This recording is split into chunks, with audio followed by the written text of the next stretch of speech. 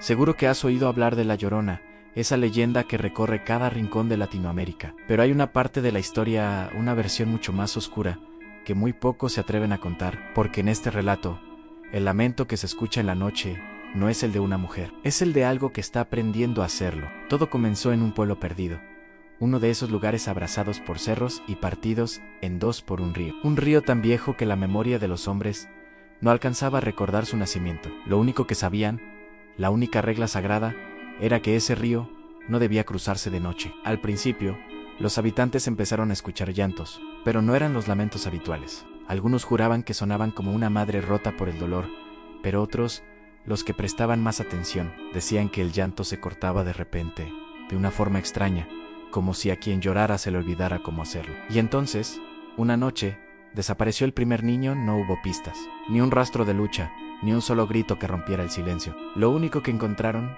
fueron sus pequeños zapatos, perfectamente colocados uno al lado del otro, justo a la orilla del río. Pasaron semanas, y la incertidumbre se convirtió en miedo. Luego pasaron meses, y el miedo se transformó en un terror silencioso que ahogaba al pueblo. Cada desaparición seguía el mismo patrón, aterradora siempre de noche, siempre después de escuchar ese llanto imperfecto que flotaba en el aire. La gente empezó a susurrar el nombre de La Llorona, pero algo en sus corazones les decía que se enfrentaban a algo mucho más antiguo. Fue entonces cuando uno de los ancianos del pueblo rompió su silencio. Con una voz temblorosa, contó que aquello no era La Llorona. Dijo que mucho antes de que se contaran historias, antes incluso de que existieran los pueblos, algo ya vivía bajo la tierra, en las profundidades de aquel río. Los antiguos lo llamaban el que aprende. Según el anciano, esa cosa no tenía una forma definida. Era una entidad vacía que se dedicaba a observar, a escuchar y, lo más aterrador, a copiar. Primero,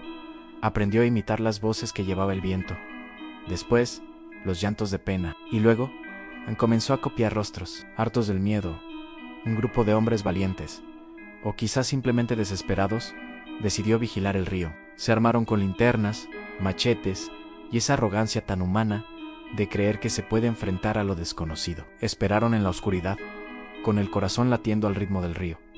Exactamente a las 3:17 de la madrugada, el llanto comenzó, pero no venía del agua, no venía de la otra orilla. El sonido emergía desde abajo, como si la propia tierra estuviera sollozando. Uno de los hombres, temblando, apuntó su linterna hacia el centro del río, y lo que vio esa noche lo marcaría para siempre.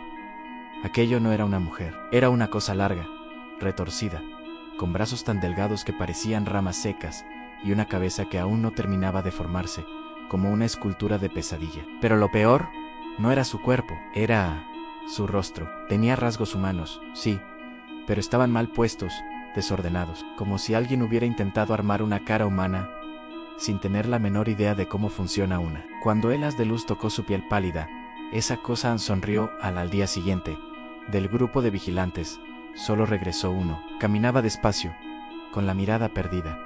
No hablaba con nadie, no comía, no dormía. Simplemente existía, como una cáscara vacía. 3 días después, al caer la noche, los vecinos lo vieron acercarse a la orilla del río.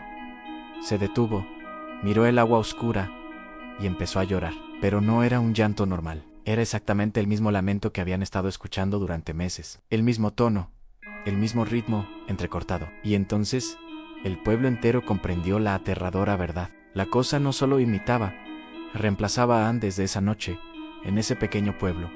Ya nadie busca a los desaparecidos, porque dicen que, si te fijas bien en los ojos de algunas personas, notarás que ya no lloran como antes. Así que, si alguna noche, mientras caminas solo, escuchas un llanto que suena demasiado perfecto, casi ensayado, no te acerques, no intentes ayudar, porque eso que llora bajo la tierra ya aprendió a ser humano.